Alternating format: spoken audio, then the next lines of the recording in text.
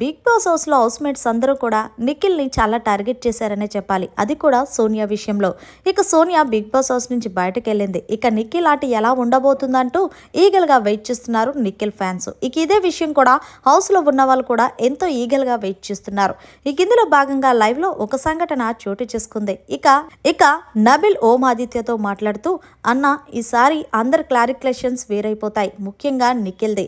సోనియా ఎప్పుడైతే ఎలిమినేట్ అయిపోయిందో నిఖిల్కి బాగా కలిసి వస్తుంది. ఎందుకంటే నిఖిల్ ఆట నెక్స్ట్ లెవెల్ ఉండబోతుంది. సింహంతో ఆట, నిఖిల్తో వేట అన్నట్టు ఈ రెండు ఒకలాగే ఉంటాయన్న. కాబట్టి మనం జాగ్రత్తగా ఆట ఆడాలి. మనం అందరం కూడా నిఖిల్ని టార్గెట్ చేసాం కదా, ఇప్పుడు మనల్ని టార్గెట్ చేస్తాడు. ఆయన టాస్కులు అనగానే 100% ఎఫెక్ట్ పెడతాడు. ఒక్క సోనియా విషయంలో మాటినేవాడు కాదు, కానీ సోనియాయే లేదన్నప్పుడు ఇప్పుడు ఆయనకి మంచి అడ్వాంటేజ్ అవుతుంది. ఏదేమన్నా సరే కొంచెం మనం ఒళ్ళు దగ్గరెట్టుకొని ప్రతి లెక్క, ప్రతి క్లారిఫికేషన్ కూడా జాగ్రత్తగా వేసుకోవాలంటూ నిఖిల్ గురించి మాట్లాడుకుంటున్నారు ఓం ఆదిత్య, అలాగే నబిల్. అలాగే ఓం ఆదిత్యను కూడా నిఖిల్ గురించి మాట్లాడుతూ, అవును నేను తన క్లాన్లోకి వెళ్ళాను కాబట్టి నాతో కొన్ని విషయాలు షేర్ చేసుకుంటున్నాడు.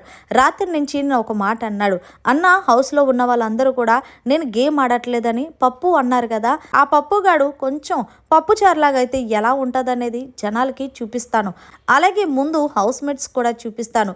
ఇక నుంచి నా ఆట నెక్స్ట్ లెవెల్ ఉండబోతుంది, చూస్తారు కదా, ఒక్కొక్కడికి చుక్కలు చూపిస్తానంటూ చెప్పుకొచ్చాడంటూ రాత్ర జరిగిన విషయాన్ని నబిల్తో షేర్ చేసుకున్నాడు ఓమాదిత్య. నిజంగా జనాలందరూ కూడా ఇదే కదా చూస్తున్నారు. నిఖిల్ ఆట ఎప్పుడు మొదలెడతాడా? యాక్చువల్గా చెప్పాలంటే నిఖిల్ ఆట మొదలు పెట్టాడు, కానీ సోనియా వల్ల కొంచెం పక్కకు తప్పింది.